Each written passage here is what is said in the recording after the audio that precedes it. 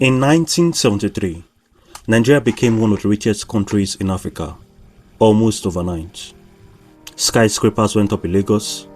A new capital city was planned from scratch. The country's leader famously said his problem wasn't money. It was figuring out how to spend it. 15 years later, the country that struck oil is one of the poorest on the continent. This is how it happened. The story starts in 1956 in a small village called Olo Ibiri, deep in the Niger Delta. After 50 years of searching across West Africa, a Shell BP exploration team finally hit oil, commercial quantities. 2 years later, the first barrels were shipped out. But here's the thing. At first, nobody thought oil would define Nigeria. In 1960, when Nigeria gained independence from Britain, agriculture was the economy. Cocoa from the southwest, peanuts from the north, palm oil from the east. Nigeria was the world's largest exporter of palm oil and one of the top exporters of cocoa. Oil was a footnote. Then came the war. In 1967, the eastern region, where most of the oil sat, tried to break away and form its own country, Biafra. The civil war that followed killed over 1 million people, mostly from starvation. And while the world remembers Biafra for the famine, one of the things the war was really about was who would control the oil. Nigeria won. The East stayed, and the oil wells, now firmly under federal control, kept pumping. The stage was set. In October 1973, war breaks out in the Middle East. Arab members of the OPEC cut oil exports to countries supporting Israel. In a matter of months, the global price of oil quadruples. For oil-producing countries that weren't part of the embargo, this was a windfall beyond imagination. And Nigeria, which had joined OPEC in 1971, was selling every barrel it could pump. Government oil revenue went from around $200 million in 1970 to over $5 billion by 1974. The country's military leader at the time was General Yakubu Gowon. And in 1974, he gave a speech that became infamous. He said, "The only problem Nigeria has is how to spend the money we have." And spend it, they did. Free university education, new highways, a national stadium, the Festival of Black Arts and Culture in 1977, Festac, which brought 500,000 people to Lagos and is still one of the largest cultural events ever held in Africa. The government ordered so much cement to build. With that, ships sat backed up in Lagos Harbour for months, waiting to unload. Nigeria literally couldn't import things fast enough. The Nigerian naira was worth more than the US dollar.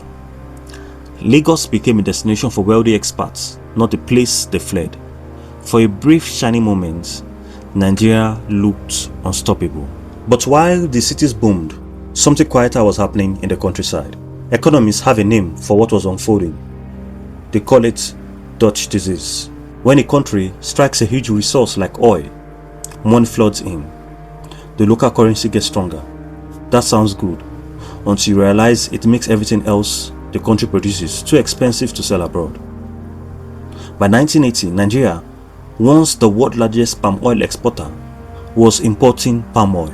The cocoa industry collapsed. The peanut pyramids of the north, once a symbol of national wealth, disappeared. Why farm when the government was hiring? Why grow food when oil money paid for imports? Then, in 1981, the oil price crashed. By 1986, it was a quarter of its peak, and Nigeria, which had built its entire budget around expensive oil, was suddenly broke. The government had borrowed heavily during the boom, betting prices would stay high. They didn't. By the mid-80s, Nigeria owed $19 billion and couldn't pay. Then the IMF entered.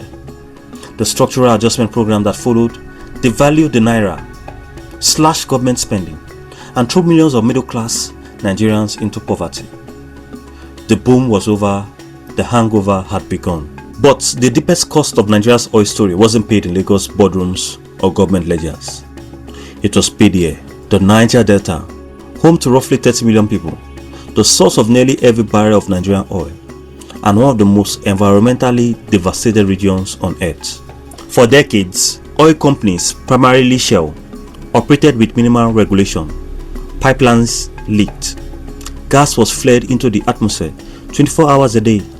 Fishing communities watched their waters turn black. In the early 1990s, a writer and activist named Ken Saro-Wiwa organized the Ogoni people to protest peacefully. He demanded a share of the oil wealth and an end to the pollution. In 1995, the Nigerian military government executed him along with 8 other Ogoni leaders. The world condemned it. Nigeria was suspended from the Commonwealth. A United Nations report later estimated that cleaning up Ogoni land alone would take 30 years. That cleanup has barely started. Today, Nigeria is claimed to be the largest economy in Africa by some measures. It's also a country where roughly 40% of people live in extreme poverty. Estimates suggest Nigeria has earned over $400 billion from oil since independence, and nearly the same amount has been lost to corruption, mismanagement, and theft. There's a saying you hear in Nigeria: we are not poor, we are looted.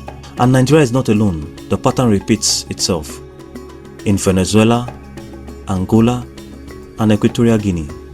Countries that struck its rich and somehow ended up worse off.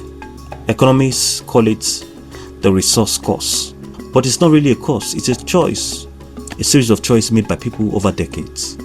Made by corrupt leaders who were only keeping the oil wealth for themselves and their family.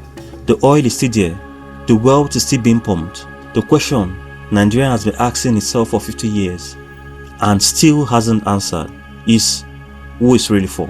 If you found this video useful, hit the subscribe button, like the video, and share the video to your friends and family.